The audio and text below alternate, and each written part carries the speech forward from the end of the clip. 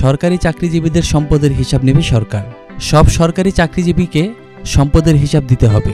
জনপ্রশাসন মন্ত্রণালয় এই সিদ্ধান্ত নিয়েছে।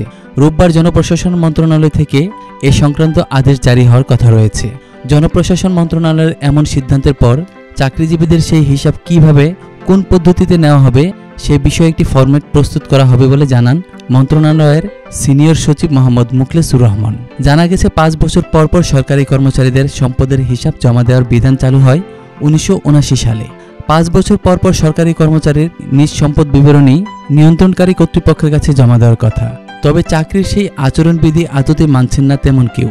সম্পদের হিসাব দিতে সরকারি কর্মচারীর তেমন হেলদোল নেই। তাদের নিয়ন্ত্রণকারী মন্ত্রণালয়, বিভাগ, দপ্তর, সংস্থাও হিসাব নেওয়ার ব্যাপারে নেই গরজ। দুপক্ষের অনীহায় হিসাব দেওয়ার বিষয়টি অনেকটাই কাগজে নিয়ম হয়ে দাঁড়িয়েছে।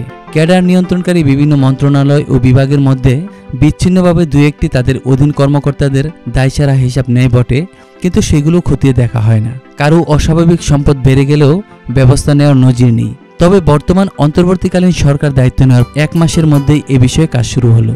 আওয়ামী লীগ সরকারের মন্ত্রী, এমপি, সাবেক পুলিশ প্রধান বেনজির আহমেদ ও এনবিআর থেকে বদলি হওয়া কর্মকর্তা মতিউর রহমানের বিরুদ্ধে দুর্নীতির অভিযোগ উঠে আসার পর থেকে সরকারি কর্মচারীদের সম্পদের হিসাবের বিষয়টি ফের সামনে আসে।